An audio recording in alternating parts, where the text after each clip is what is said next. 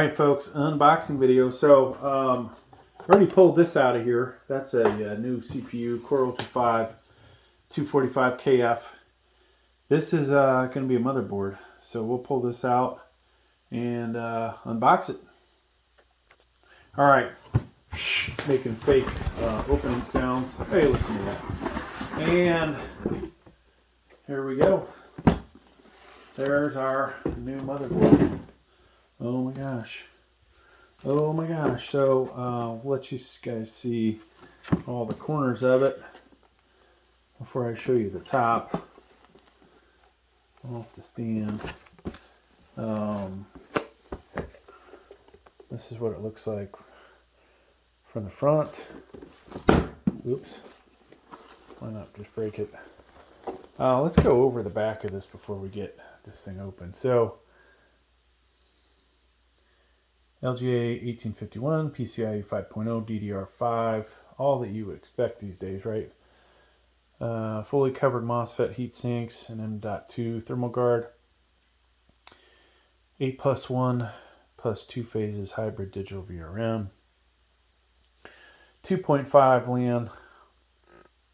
Good old easy latch for the PCIe card. Then this is meant for Core Ultra processors. 4 DIMM slots, DDR5, PCIe 5.0, and then the expansion slot 4.0. Oh, wow, there's only 2. Sorry, I forgot I was going to get the full-size motherboard, and somehow I ended up with this one. I'm not sure why I did that. Might have been a mistake on my behalf. All right, let's get this out. All right, so let's get this open. And so far, it's packaged. It's looking pretty nice. I do need to go get something to put the motherboard on. SATA cables in here. One M.2 screw in this bag. Another M.2 screw here. And some little rubber feet, I guess. They really skimp you on installation guide. And whatever this thing is. Yeah, it's basically garbage. I don't even know why they bother. So nothing in the box really that matters. Let's get this. So if you're tracking on one of my channels, we will go ahead and install the 245KF along with the Peerless Assassin 120 CPU cooler, and we'll have a good old time with that. Alright, DDR5 RAM, I'll put that in there. I gotta find a M.2.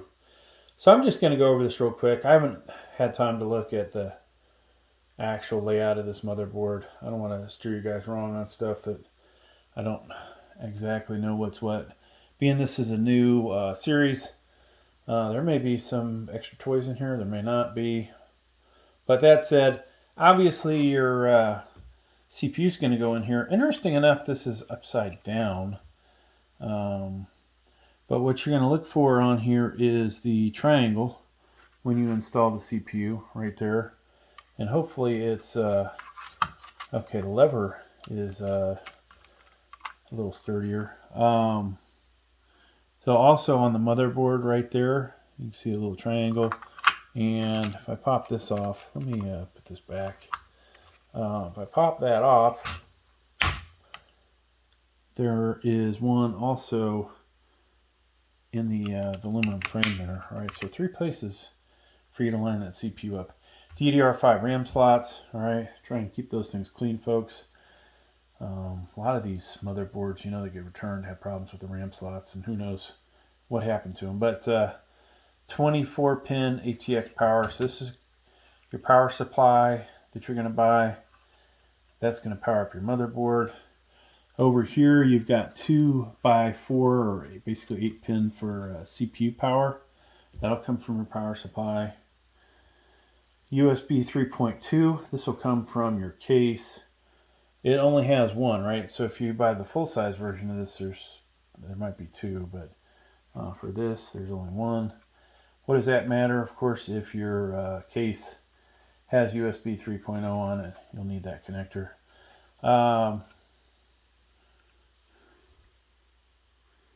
So this is a Type-C Charlie connector.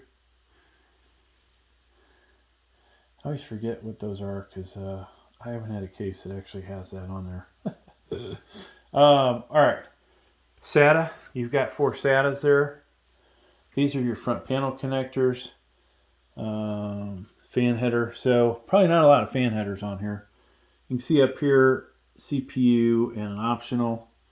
And then down this whole side there isn't a single one until we get to here. Wow, folks, there is not a lot of case fan connectors for you on here.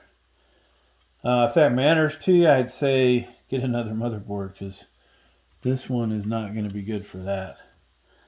What this is good for is 3 slots for SSDs.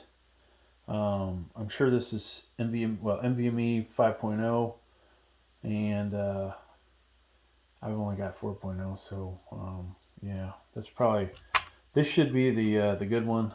I'll have to look at the back. I could be wrong.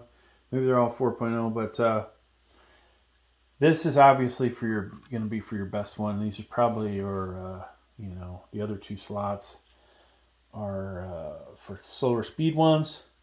Here is your PCIe 5.0, nice armor plated around it, and then the little lever they were talking about, which can be nice unless it's uptight against a CPU cooler, which so often happens to me.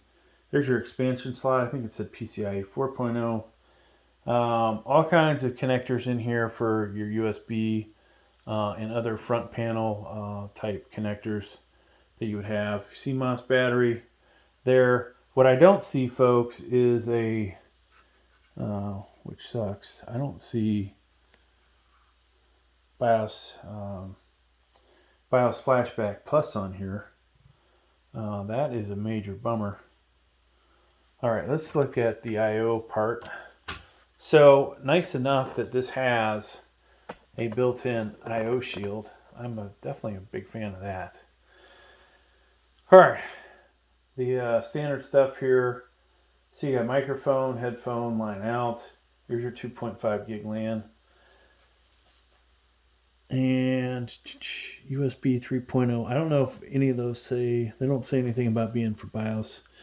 Look at the manual. Sometimes one of those will be specific for it.